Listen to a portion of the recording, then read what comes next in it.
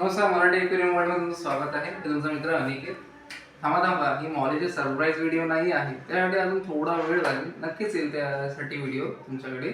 Weight करा थोडासा. हा व्हिडिओ मी खरं तर याच्यासाठी बनवतोय की आपण जे आपले फिशेस ठेवतो एक्वेरियममध्ये, तर त्यांना आपण सांभाळताना काय काय चुका करतो, जे चुकांमुळे फिशेसना अनकम्फर्टेबल होतं, फिशेस राहत नाहीत. तर त्या चुका आपण नाही केल्या पाहिजेत. त्या सगळ्या चुका मी या व्हिडिओमध्ये क्लिअर करेल थोडक्यामध्ये. डीपली पण सांगेल. डीपली सांगायला काही हरकत नाही, व्हिडिओ खूप मोठा होईल.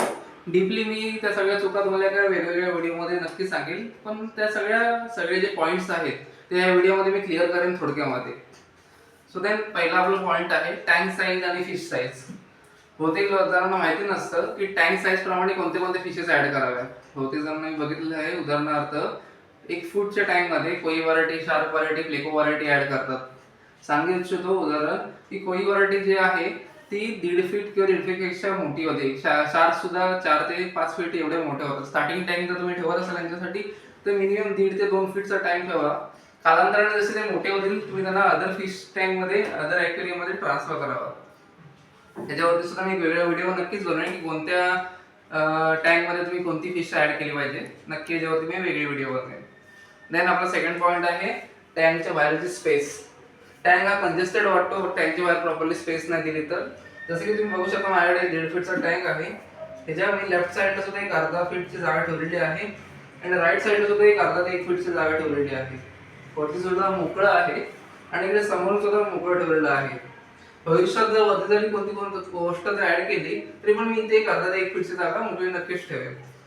टँकच्या किमान मिनिमम 4 साईड तरी स्पेस असला पाहिजे. जसं की तुम्ही बघू शकता इथे मी 1, 2, 3 आणि 4 असा स्पेस दिलेला आहे मी इथे. देन सेकंड आपला पॉईंट आहे तो आहे टॉप कव्हर. तुम्हाला असं वाटेल की टॉप कव्हर हा एवढा इम्पॉर्टंट पॉईंट का आहे. जसं की कोणताही कचरा नको पडायला टँकच्या आतमध्ये किंवा कोणती वस्तू टँकच्या आतमध्ये नको पडायला, हे ते इम्पॉर्टंट आहेच. त्या व्यतिरिक्त सांगू इच्छितो मी आधी पण माझ्या व्हिडिओमध्ये सांगितलं आहे, बहुतेक अशा फिशेस असतात ज्या जम्प करतात. जसं कोई व्हरायटी झालं, मॉली व्हरायटी झाल्या, त्या फिशेस जम्प करतात ॲक्वेरियमच्या बाहेर, फिश टँकच्या बाहेर. सो देन टॉप कव्हर असेल तर फिशेस जम्प करण्याचे चान्सेस खूप कमी असतात. त्यामुळे टॉप कव्हर हा इम्पॉर्टंट असतो. देन आपला सेकंड पॉईंट आहे ऑक्सिजन फिशेस आणि विदाउट ऑक्सिजन फिशेस. बहुतेक जण ऑक्सिजनचे जे फिशेस आहेत त्या विदाउट ऑक्सिजन मध्ये ठेवतात.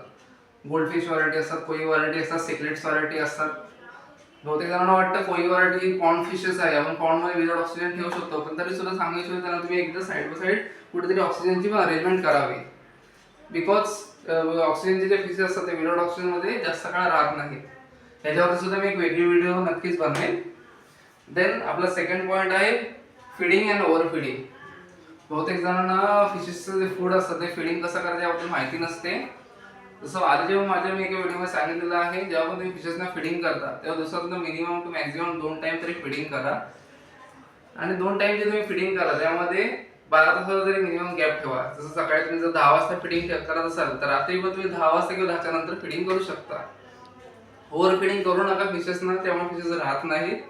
दुसरी गोष्ट, जे फूड राहतं फिश ॲक्वेरियम मध्ये ते फूड राहिल्यामुळे पण फिशेसना त्रास होतो, फंगस वगैरे लागण्याचे चान्सेस होतात.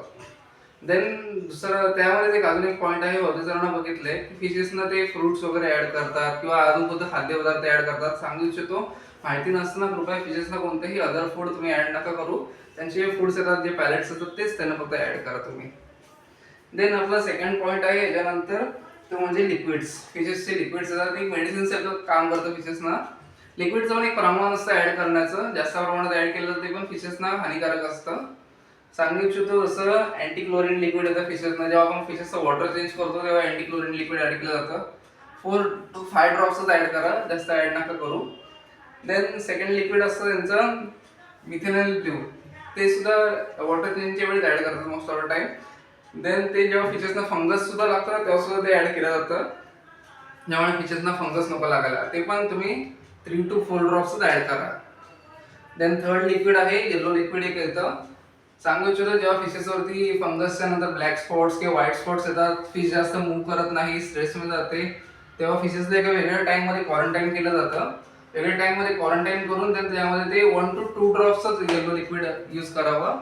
अँड देन काही दिवस तुम्ही फिशेसला वेगळ्या टँकमध्ये क्वारंटाईन करावं. ते एकाच फिशेसला जिला त्रास आहे. देन लिक्विडचा पण ओव्हर प्रमाण यूज नका करू, ते मेडिसिन असते फिशेससाठी. ओव्हर यूज केल्यामुळे सुद्धा फिशेसना त्रास होतो.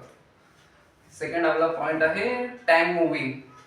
बहुतेक जणांना मी बघितलंय फिश टँकच्या बाजूला कोणती ऍक्टिव्हिटी करत असेल किंवा फिश टँकचं क्लिनिंग करत असेल तर टँक मुव्हिंग करतात. हा जो माझ्याकडे फिश टँक आहे 2 वर्ष झाला टँक इथेच आहे, मी त्याला कधी मूव्ह नाही केला आहे.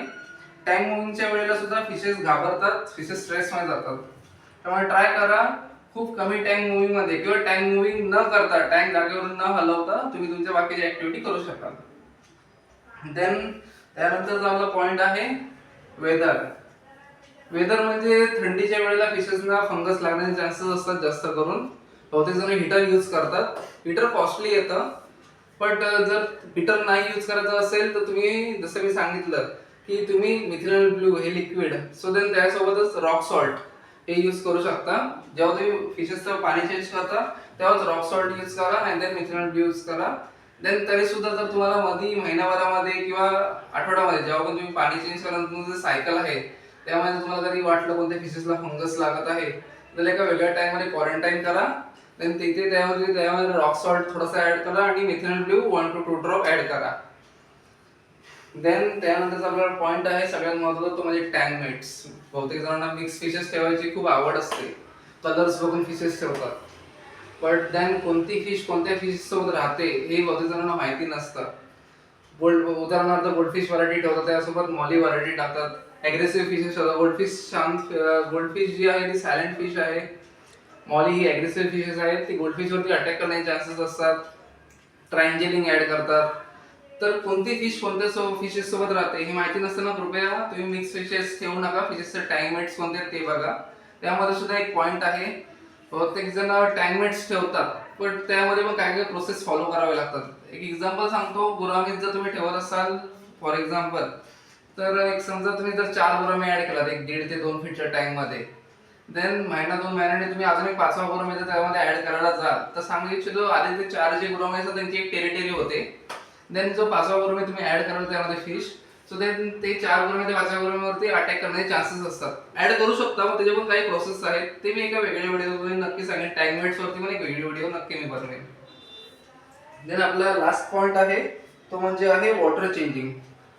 बहुतेक जण वॉटर चेंजिंग जेव्हा करतात, डीप क्लिनिंग करतात महिन्यातनं एकदा किंवा वीकमध्ये एकदा जे तुम्ही करत असाल, सांगितलं त्यावेळेला ते पूर्णपणे फिशेसचं वॉटर चेंज करतात. फिशेस मंथली पूर्ण चांगली राहते त्यांच्याकडे, बट देन जेव्हा ते वॉटर पूर्णपणे चेंज करतात तेव्हा फिशेसना ते सूट होत नाही आणि फिशेस राहत नाही.